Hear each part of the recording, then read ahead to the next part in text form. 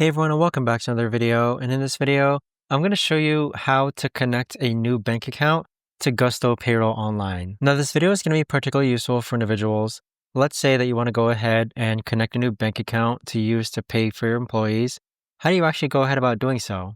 And if you haven't signed up for Gusto just yet, you can use my link down below in order to sign up, and once you run your first payroll, you'll get a $100 Visa gift card sent to you. But the first thing that you want to do is log on to Gusto. Next, click on the profile icon on the bottom left-hand corner. From here, you want to go ahead and click on Plan and Billing, and then this is where you're going to go ahead and scroll all the way down. And then where it says Add Bank Account, this is where you could actually go ahead and add a new bank account. Now, once you add a bank account, it's going to ask you to confirm your identity, and there you have it. Simply just follow the on-screen prompts.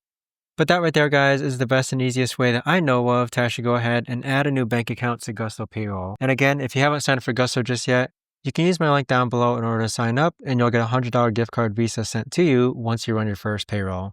But thanks so much for watching, and I'll see you guys all in the next video.